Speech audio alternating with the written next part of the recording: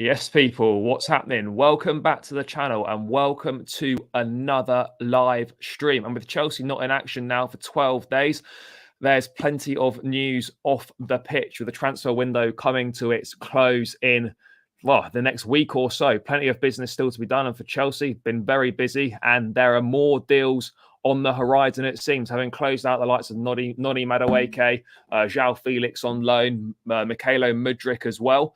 It looks like there could be a couple more deals in the pipeline, potentially going back in Enzo Fernandez, maybe Moise Caicedo from Brighton, maybe Malo Gusto from Lyon. There's plenty to discuss, and there's no one better to discuss this with than Ben Jacobs. Ben, mate, thanks so much for your time. Really appreciate it, as always. Let's kick things off with the pursuit of Enzo Fernandez. Now, obviously, Chelsea it was widely thought that kind of fumbled it, messed it up. Benfica felt disrespected by the way that Chelsea had gone in with negotiations earlier. So a return to negotiations and a potential transfer seemed a long way away. But reports kind of coming out today suggesting that maybe Chelsea are going to look at going back in for another go at Fernandez before the end of the window. What's the latest? What's your understanding of the situation and how likely is that to happen?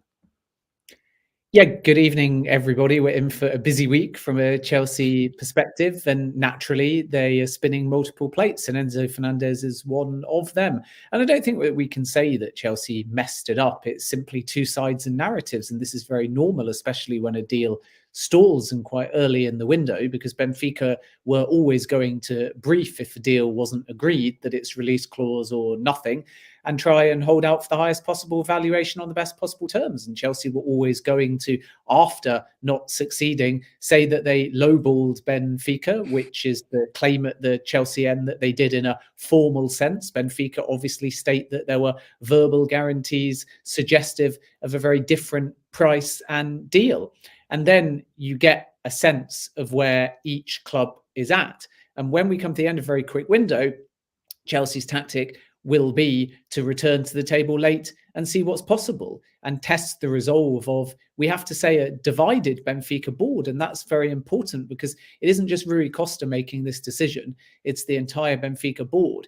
And by strategy, even though they've got a rich history and have played Champions League football, they are a selling club. So Chelsea, I imagine, talking to sources, will stick to their valuation rather than triggering the release clause.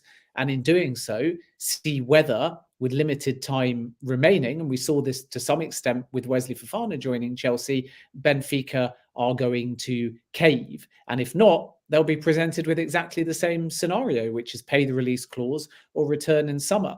But I sense, because of the excellent exclusive by Martin Ziegler, which we might come on to in a bit, if the rules are to change under financial fair play, and regardless of your country laws on the books, you have to stop the division of a transfer fee by 5, the maximum length that FIFA want to recognise. And should that come in the summer, then Chelsea may be prepared to spend more now because they can still ultimately offset that against a longer term contract. And they may not be able to in the summer. It's still unclear at this stage, but I wonder whether that will define late in the window how aggressive Chelsea are with this kind of deal.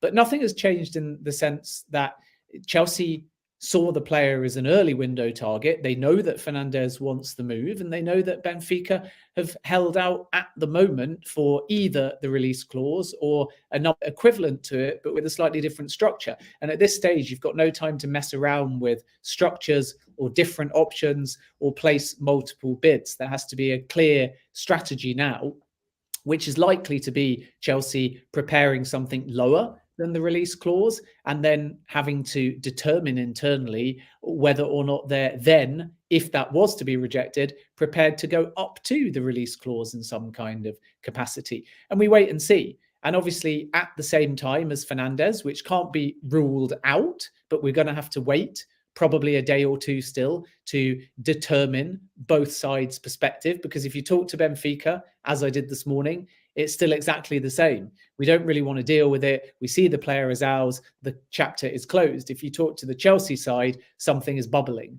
So I think within 24, 48 hours, we'll know a whole lot more. And then at the same time, they're looking at a variety of other targets. They're not going to get all of them. So the fact that it is Fernandes, it's Moises Caicedo, and then away from that area, it's Malo Gusto.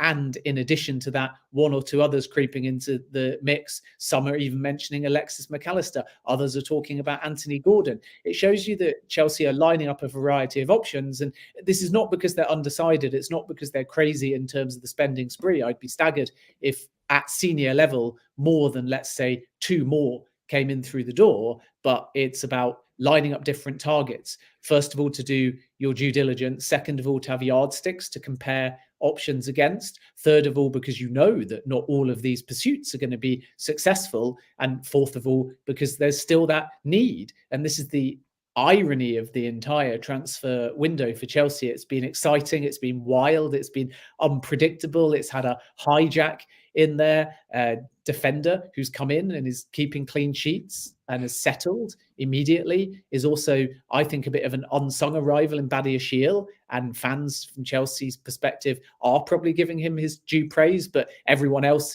is more focused on the Mudryk fee and João Felix impressing and then getting sent off on his debut. But Badiashile has done really, really well since coming into the side. And then, of course, there's been young signings as well. But when you add all of that up, it's still missing a right back and it's still missing a central midfielder. And I think that if Chelsea had signed 0 players and you'd have said to the vast majority of the fan base, which 2 positions are the most urgent that Chelsea need to sign a player in, everyone would have said midfield. And then there might have been a split between a kind of traditional goal scorer, forward or creative minded player versus cover for Reece James. And I suppose it depends at what stage you asked whether James was fit or not fit. But if we're dealing with an injured Reece James and at the same time a midfield that needs a revamp, then I think most people at the beginning of January, if that was the scenario, would have probably said right back central midfield. So they've still got some work to do to fill those positions, but the level of ambition certainly can't be faulted. And just to wrap up on Enzo Fernandez, is there any chance that Chelsea could just pay the release clause in full, or is that just completely off the table because of FFP and the way that release clause would have to be paid the full amount up front? Is that kind of totally off the table for this last week of the window? Well, the release clause has got absolutely nothing whatsoever to do with financial fair play. That's the first thing to say. Financial fair play is about your gains or losses across a cycle, and so is the Premier League's profit and sustainability. And without boring you all to sleep, the only real difference between the two in practical financial terms is that the margins at the moment are a lot thinner under the UEFA version compared to the Premier League.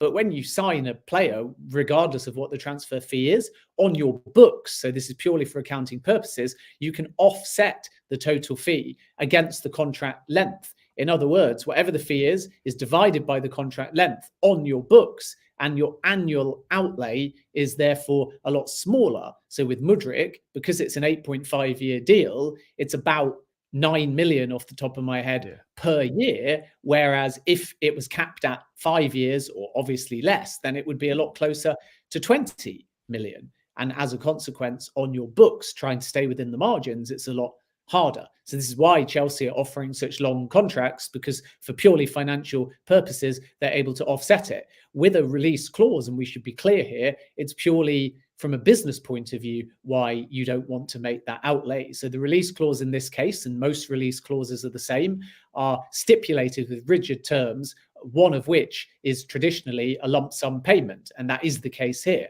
So therefore, as a business, do you want to pay out 120 million euros up front? And because companies use revolving credit, and because they've got wage bills, and because they've got a lot of different outgoings, Chelsea may not want to do that, which is why they return asking for something more preferential in terms of staggered payments. But financial fair play has nothing to do with that. Whether the fee is $1 billion or whether it's £1, if you pay it in a lump sum or if you pay it in 50 installments, that doesn't impact financial fair play.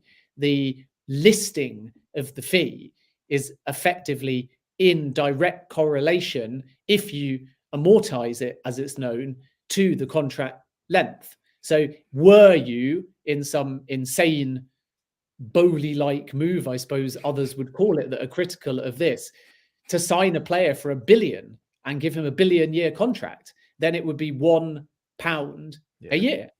So it doesn't impact on the cycle significantly, but it is very much deemed to be a loophole. And the reason why it's a loophole, again, very simply, so it is a bit more complicated than this, but I'm trying to not send people to sleep and get into other transfers whilst we still have time. The way that financial fair play works is the rules recommend a 5-year contract and they recognize a 5-year contract. But there's a caveat within that definition that says if local laws allow for longer, then FIFA have to bow to those local laws. But if under financial fair play, they still allow the length of contract, but they say regardless of the length of contract, we're capping the division for accounting purposes to a maximum of 5 years, then going forwards, Chelsea's long-term contracts will have absolutely no benefit.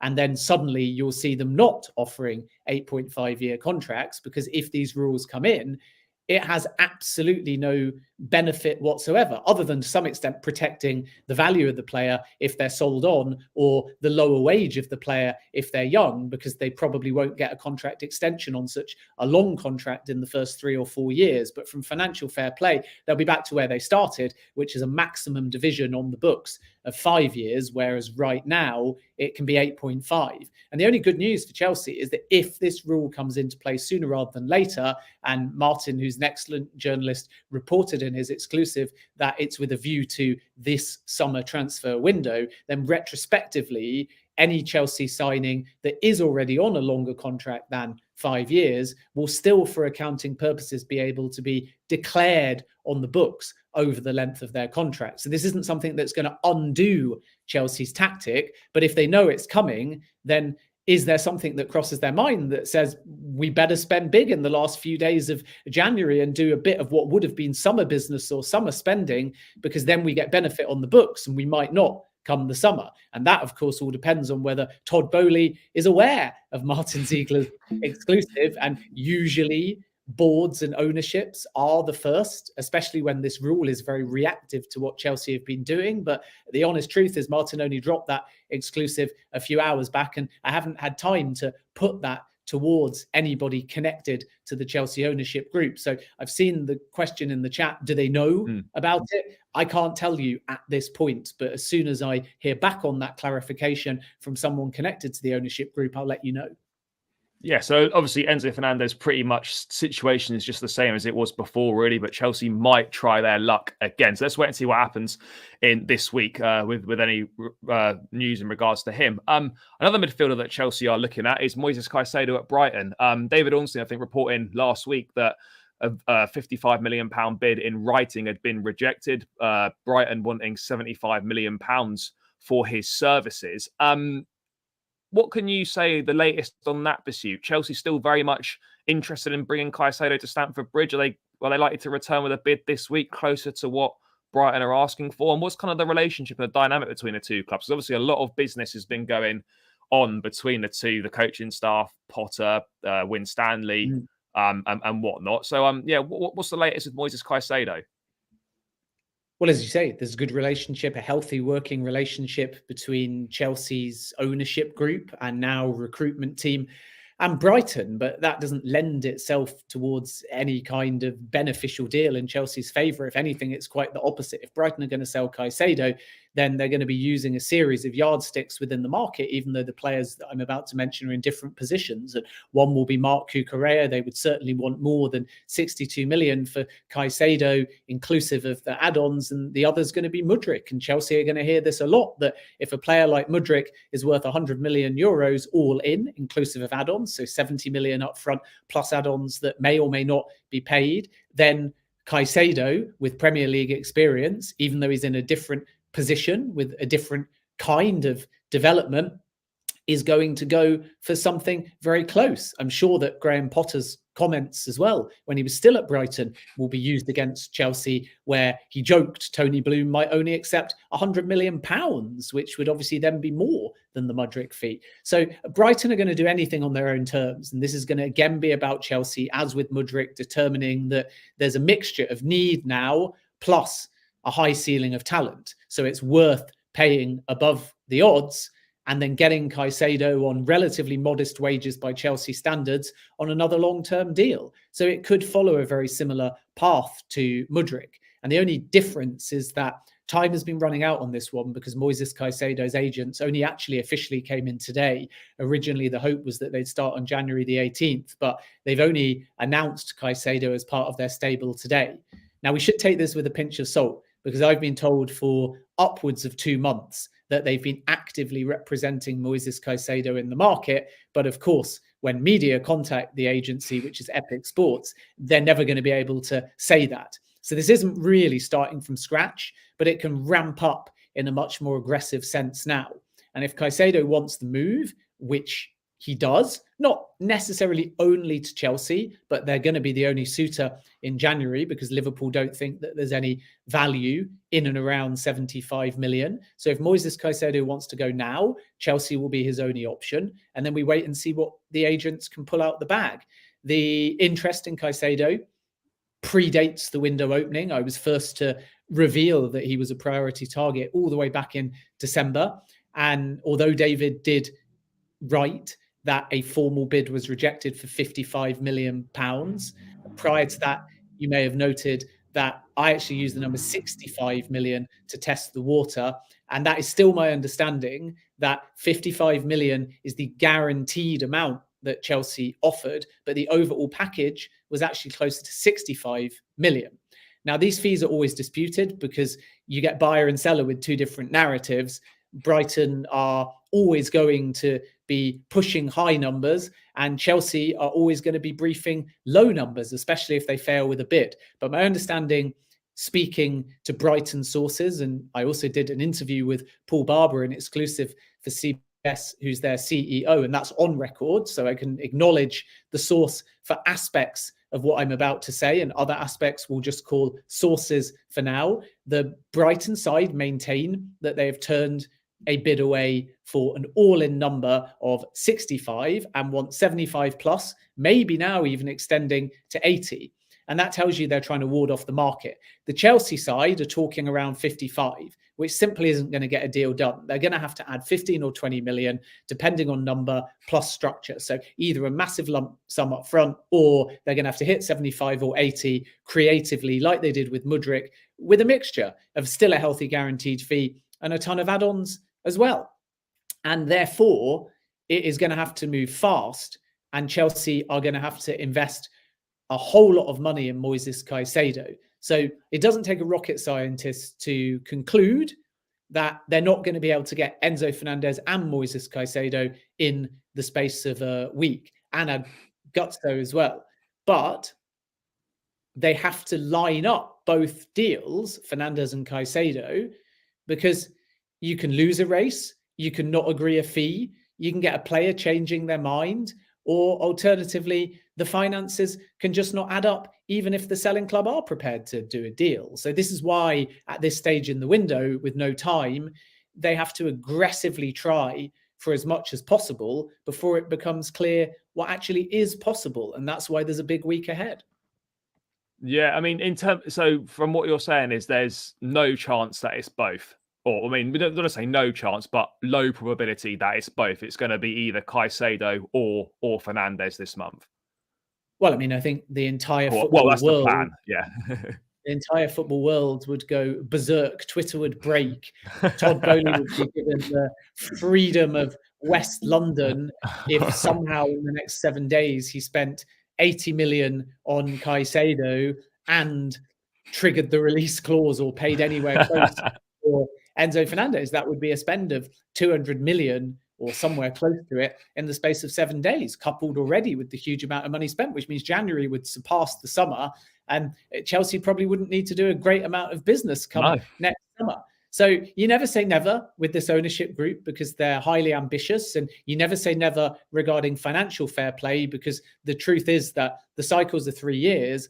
And if they signed Caicedo now and Fernandes in the summer or vice versa, it would still reflect in the same way on the books. So it actually becomes more about need and value in the market rather than because it's impossible under financial fair play. But I'd be very surprised. It wouldn't at all in any way shock me if one isn't possible and they do legwork for the summer and the other is possible and they try and get it over the line. But at this stage, it's too early to tell because big week ahead. There's a lot of movement. The two signings can be played off against each other in some ways, because imagine if you're Benfica and Chelsea get a sense that they are in a position where they can persuade Benfica to go below the release clause, and then there's an urgency about it and Chelsea want the best possible value. Of course, they're going to escalate Caicedo as much as they can, because then they have a bit of leverage and Benfica start to panic. Yikes. If we don't accept £85 million or £80 million, they'll go and get Caicedo for £75 million. And then we may only be able to sell Enzo Fernandez in the summer when he wants to leave for £55 million or £60 million. And the player's going to be really unhappy about it because he realizes that there was a little bit of wiggle room there. And vice versa. The Enzo thing could easily be used as a red herring where Chelsea know they don't stand a chance, but they keep briefing. They're getting closer and closer and closer. And Brighton panic and say, we're never going to get our 75 million for Caicedo in the summer. So there's lots of different narratives and games at play here. And I think sometimes as a journalist, you have to be very honest and open about the situation late in a window. Of course, we use our sources to try and get you definitive answers, but things are moving at 100 miles an hour. So what I've told you at the beginning of the show now could easily have changed by the end of the show, because meetings, calls, WhatsApps, emails, intermediaries at this stage in a window are all ongoing. So unless you only focus on one transfer and speak to all sides 24/7, your information within a matter of seconds can actually be out of date. And therefore, it's important as a journalist, but also as a listener, to understand the process and that there's some games at play, there's some competing narratives, and there's cards being kept very close to buyer and sellers' chests. So when you start reading the headlines at this stage, and everyone today is getting excited about Enzo Fernandez, for example, yeah, there's substance. Yeah, it absolutely could happen, but be very cautious. And I say this even as a journalist, because it's so fast moving. And when you move this fast towards the end of a window,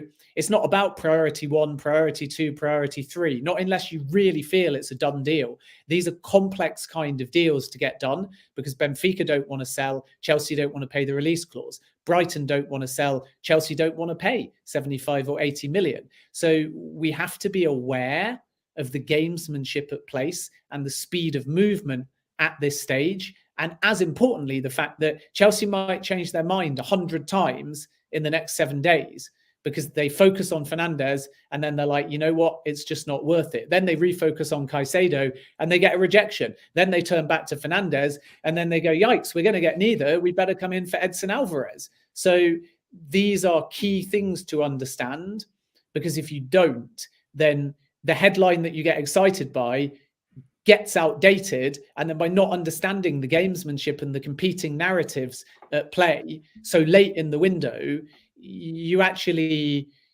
grip to the player you want. And then if it doesn't come off, you become quite baffled as to why, which is why I, at this stage with these deals, I'm trying to more explain the direction of travel rather than make some bold prediction, because it is actually too fast moving and too early within the week to be able to definitively do that. Whereas if you're the record in Portugal, you got a Portuguese audience, you got a player at that club, it's very easy to just stick him on the front page. But just be aware that they stuck him on the front page before. They said he was joining Chelsea. They said it was 127 million euros, and none of that proved to be true. So I would urge caution, and I will report and write and broadcast with that same degree of caution, because that unfortunately is just how the last week of a window works. I mean, I'll be more than happy with either one of them. Don't really have too much of a preference. As long as one midfielder comes in, then I'll definitely be happy. I think a lot of Chelsea fans, obviously Enzo would be fantastic, but I think Moises Caicedo is a brilliant player as well, and would have a very good career at Chelsea. Also, let's move on to a deal that is possibly a little bit closer. Malo Gusto, the Lyon right back. Understand from what I've looked at that a verbal bid has been rejected, but apparently personal terms have been agreed on another long-term contract. Just needs to be a fee between Chelsea and Lyon. First of all, how close is this deal, and what sort of a fee are Lyon asking for?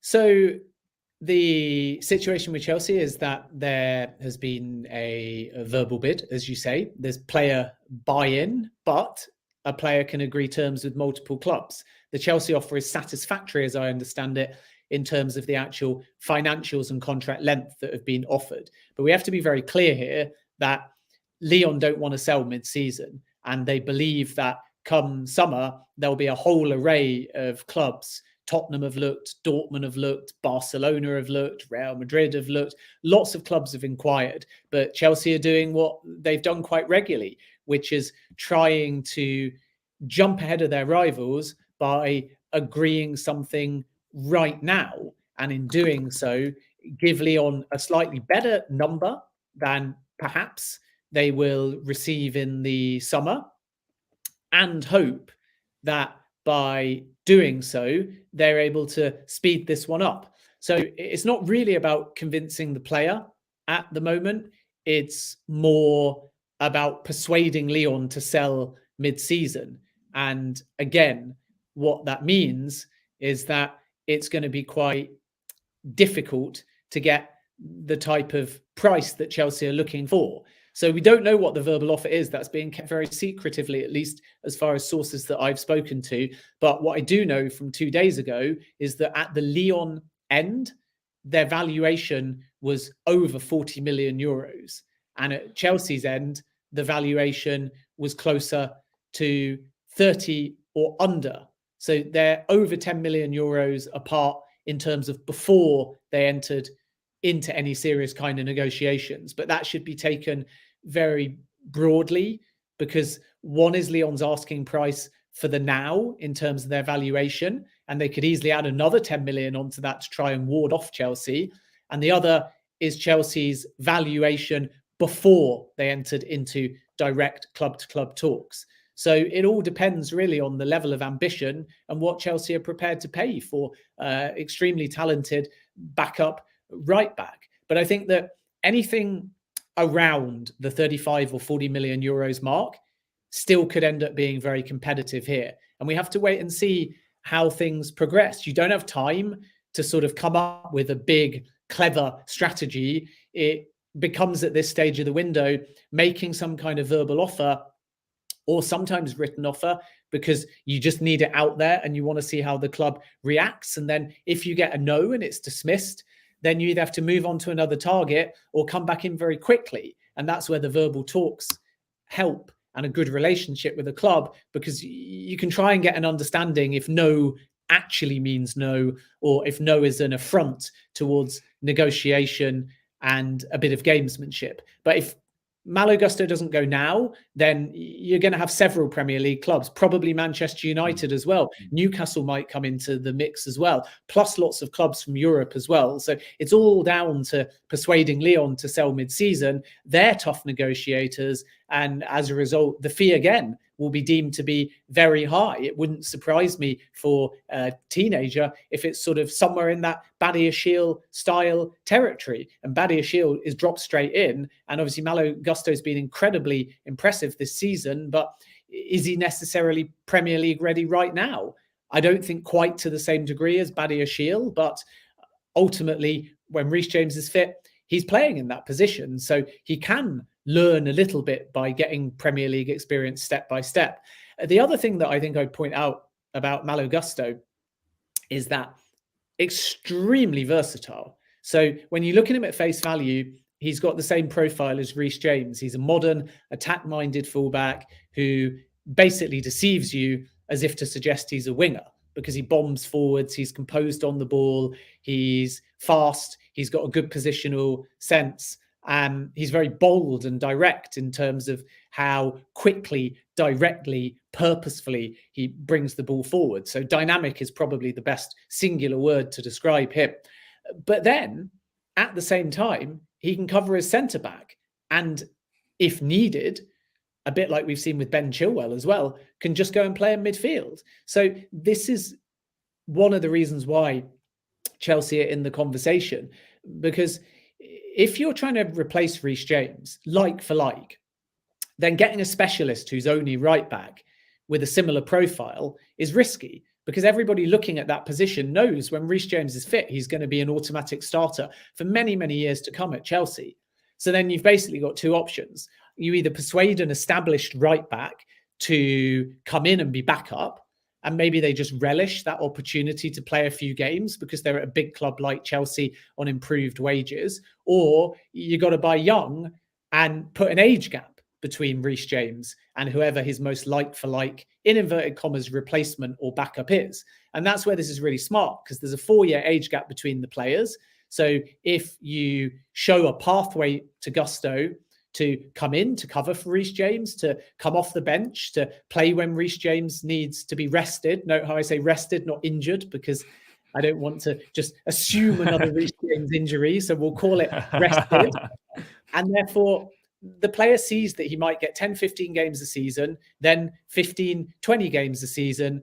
And then by the time he's 22, 23, be genuinely competing with Reece James. And at the same time, if you need to slot him in for any reason at centre-back, or if you need to play him out of the right-back position and further forwards, he's very capable of that. So that young aspect, that versatile aspect, allows you to make a pitch to Gusto that you perhaps wouldn't have been able to make to Josip Juranovic. And many people asked me about Juranovic and said, why wouldn't Chelsea come in the mix for him? He's budget, he's cheap, he's available, he was excellent at the World Cup.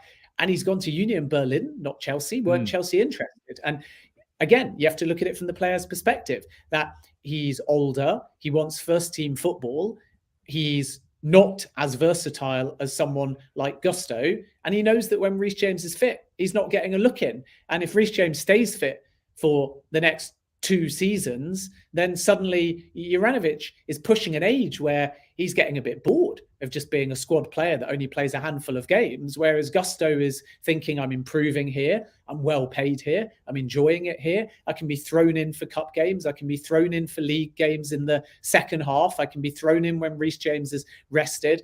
And on top of all of that, if I do well, by the time I'm 21, 22, it won't just be the Reece James show. It will be healthy competition between a 23-year-old and a 27-year-old. So I think that's the big difference between a Juranovic-style player and a Gusto-style player. But even though Chelsea are pushing, and I know it sounds a bit broken record-y, but this is what happens late in the window, this is not guaranteed. Because again, Lyon don't want to sell mid-season. Brighton don't want to sell mid-season. Benfica don't want to sell mid-season. But if you keep knocking on the door of a variety of clubs that don't want to sell mid-season with a series of competitive offers, then suddenly one of them at least will want to sell mid-season, which is why I think that Chelsea are still going to be very busy and successful in the closing 8 days of the window. Yeah, no, definitely. I'm sure there'll be a few more faces coming. I just wanted to round out with briefly with a couple of players. Just to start with, the latest on contract negotiations for Mason Mount. Obviously, there is interest from Liverpool in the player. By all accounts, I think a lot of people expect Mason Mount to sign a new deal at Chelsea, increase on his 75k a week current deal. But obviously, nothing's been officially sorted out. Yeah. Is your understanding from what you're hearing that very much that Mount will sign a new contract at Chelsea, and it's just a question of when? I don't think that we can quite definitively say it's a question of when, but it's heading in a positive direction. And that's because the ownership group said before they were even officially in that renewing Mason Mount and Reece James, who's now been done, were priorities. But once you've renewed one, even though players don't necessarily share absolutely everything in their contract, it becomes a yardstick. And Mason Mount will definitely feel like whatever Reece James has got, he should be somewhere close. Now, fans will hear that and say, not based on this season, but last season he scored a Premier League high 11 goals in his career. And the Mason Mount on that form is worthy of being on significantly improved terms than his current wage, which is obviously around 20,000 a week less than Mudryk. So when you bring in new players on big wages, or when you bring in young players on still larger wages than Mason Mount, it does create a little bit of, and I don't mean this specifically in relation to Mount, but dressing room unrest or friction. And I don't want to be misquoted here. I'm not saying that Mudryk has in relation to Mount. I'm talking generally about football clubs. And it'll be the same for Newcastle. If they sign Hakim Ziyech and he's on a Champions League wage, what are all the Newcastle players, because their wage bill is quite rigid and tight, going to think? Because they're the ones that have got Newcastle in Champions League contention. And it's the same with any club. And this is why January is so disruptive and difficult to do business in. And this is also why many managers don't want a flurry of signings unless they desperately need them, because it can kind of rock the boat a little bit. But Mount loves Chelsea. He's been there since he's 6 years of age. And the preference for Mount is to renew, but the terms have to be right. And the Liverpool interest is genuine for the summer, not for now. And because of that, Chelsea can relax a little bit towards the close of the window, because Mason Mount's not going anywhere in the next 8 days. And then they'll pick it up in February when they've got a little bit more time and things have calmed down. And the expectation is the direction of travel will be a renewal.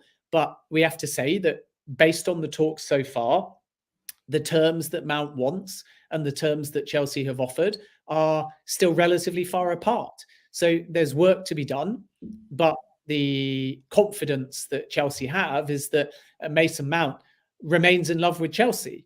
And on that point, I think it's important to add the criticism that Mason Mount has been receiving, particularly on social media, is cruel, is unwarranted, and is unnecessary. And to scapegoat him for Chelsea's lack of creative output, I think is horribly unfair. And it doesn't take into account of factors. And the more that Mount is criticised, and players can't always ignore it, the more it will hinder him on the field. And we have to remember that he's still a young guy. He's a very likable character. He's an extremely positive dressing room influence. So therefore, anybody criticising him is only going to knock his confidence. And when a player is that young and has such good form last season and then can't recapture it, it becomes a very unnatural, difficult situation for them to handle. And we have to have empathy with that and support the player, because guess what? We know what they're capable of because we've seen it last season with the goal scoring output and creativity. And a footballer doesn't just become bad overnight, but they have their confidence shattered. And the fan base, particularly with a player they love that's been Chelsea through and through, has a responsibility. I don't mean to sound like preachy, but has a responsibility to be at worst respectful and at best encouraging, and under no circumstances unwarranted or cruel with their criticism, even if they don't like the player. And I get that fans pay hard-earned money, and I get that not everyone's happy on the field yet with where Chelsea are. But look at what half a game with Mudryk did. Look at what an hour with João Felix did to the creativity, to the movement. And every time you bring in that bit of quality, everyone in the team, including Mason Mount, improves, gets more time, gets more space, gets more assists, gets more goals. So Mount's form is not just Mount-centric. It's the byproduct of Chelsea going through 2 managers, a change in identity, a change in ownership, a string of injuries, a lack of confidence, a lack of goals. And if you're Mount, or any player really that would traditionally start, and every time you start, it's a different starting 11, full of young kids, full of changes, then it's so hard to recapture that form, because he's used to playing with a bit more freedom and stability and knowledge of what's around him in terms of talent. Everyone at Chelsea at the moment is having to redefine relationships because the starting 11 changes. The manager wants different things. Players have come in the summer. Players have come in January. And again, this isn't Football Manager. And in Football Manager, you might sign 8 new players and it's business as usual because they've all got great stats and you win. But in football, if you bring in a collection of outstanding individuals, they've still got to gel. They've still got to get to know each other as footballers, as people. And they've got to do it in split seconds in the best league in the world domestically. And therefore, Mount is struggling with personal confidence and form and consistency, but some of that is down to the bigger picture that I've just mentioned. So to attack him as somehow a fallen hero or surplus to requirements is only, I think, going to add to the problem, because players don't ignore that kind of criticism. So it is really important to be patient. It is really important to support him and show him respect. And then I believe, only my personal opinion, obviously, I'm not a psychic, but I think he'll find his form from last season and start scoring Premier League goals in the second half of the season. And if everything goes well and Mount's happy and scoring, then that will help him get, perhaps in February, March, April, however long it takes, the kind of terms that he needs to extend. So I believe Mount will extend. It's not as simple as Reece James, but I think it's also complicated by the fact that right now he's just not playing with a smile. And I don't mean to attack the parts of the Chelsea fan base that pay their hard-earned money and want to see a better return. But again, the more Mount is criticised, the more it's probably going to hinder his confidence, because a player like that won't just be ignoring the furore in social media and in the media. Yeah, no, I 100% agree. It's not helpful at all. It really isn't. Very briefly, Max, I know you've got to shoot in a couple of minutes. Any chance of any outgoings at Chelsea this month? Just in a minute or so. Ziyech, Ruben Loftus-Cheek, Conor Gallagher, all mooted for potential loan moves. Any chance of any of that happening, possibly? Chelsea would love an outgoing as well in the window. Being active also includes outgoings. And if they don't get any outgoings in this window, whether loan or permanent, then obviously the summer is going to be heavily focused, I believe, on 3 or 4 outgoings. So Ziyech is the one to watch, but he's got high wages and that might put off 1 or 2 suitors. I know Everton are being linked, but I'm told that Ziyech is not keen on that particular move. Newcastle could still be one to watch, but again, high wages. And remember, Chelsea are going to try and recoup, if they sell Ziyech, at least, at worst, the same kind of fee that they paid, which was around 33 million. So you've got to pay a Champions League wage and fork out 33 million. And if you look at teams outside of the Premier League, collectively, the entire leagues, which is what makes Chelsea's numbers so outstanding, they've barely spent 33 million collectively as individual leagues. So to assume in the final days of the window that someone's going to come in from outside of the Premier League, a Milan, they've called their interest, an Ajax, they're ruling it out for now, Roma might be one to watch, but to assume they're going to find what might be 30 odd million or more and a Champions League wage is a big, big ask. So it's difficult for Ziyech, but we do know that the player would still like a move away. Then Conor Gallagher, Chelsea's stance at least, is that they would rather only loan him. And the interested parties like Crystal Palace and Newcastle historically do want either an option or an obligation to buy. Chelsea's valuation of Conor Gallagher is sort of 35 or 40 million, but they really don't want to sell permanently. So either they've got to bend on that because another midfield incoming comes in, or it will only be a loan deal. Pulisic won't go because he's injured at the moment. Graham Potter's already confirmed that. And then we'll have to wait and see whether anybody else is possible, depending on offers. I know there's been a lot of talk about Jorginho, but again, nothing's been tabled in January, even though of all the players we've mentioned that are under contract negotiations, Kante, Mount, and Jorginho of those 3 is the least likely to sign on. But I haven't heard too much about any concrete offers, whether loan or otherwise, for him. And then, of course, there's Ruben Loftus-Cheek. And I think there's a very strong possibility that something gets done late in the window for him as well. But if nothing happens on the outgoing front and time runs out, then because of the spending in this window, especially if a Caicedo or Enzo Fernandez came in, then Chelsea's summer is going to be very different. Because once you've had 2 massive windows of incomings, to expect a third, of course, they may focus on individual marquee signings, such as a Declan Rice, but there's heavy competition for him. And there's huge competition for, say, a player like Jude Bellingham as well. So don't be surprised if the incomings come in. If summer's about exits, summer might be about goalkeeper, summer might still be about right back, summer might still be about another midfielder. But I don't think every window is going to be like last summer in this January, because to expect 3 windows, like look at it now, it's about, if we include the add-ons, and we have to be careful here because not everything gets paid, but if we do include the add-ons, It's rising towards 500 million, 450 to 500 million. Imagine if Enzo Fernandez or Caicedo joined for 80 or 90, and then a couple of others still came in. Anthony Gordon is being linked again, for example, by the excellent Matt Law.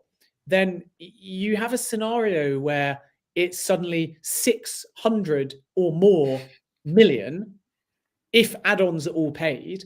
Then if you enter the summer into Declan Rice or Jude Bellingham, even if you only signed one of those two or any player at that number, then you're pushing over 700 million in 3 windows, which means that you've actually beaten the Premier League record for spending in a hat trick of windows. And that is not sustainable under anybody's book. So if everyone is happy with what might be close to a 10 out of 10 January window, don't be surprised if, especially if Champions League football isn't reached, if the summer window is a little bit more conservative in terms of the volume of players and also the total spend. Yeah, no, I think that's what a lot of Chelsea fans want, is just for a mass squad clear out as well. So hopefully that does happen in the summer. Ben, thank you so much for your time as always, mate. You're always so generous with it. It's massively appreciated. Guys, make sure you follow Ben on Twitter. Loads of great football-related news, Chelsea stuff, other teams, everything. So just make sure you follow him on Twitter. Linked in the description as well. So Ben, thanks so much for your time. Massively appreciated. Guys, I'll be back this week at some point with some more news. So make sure you stay tuned for that. Smash the likes on the stream on your way out. Subscribe to the channel if you haven't done so already. And enjoy the rest of your evening.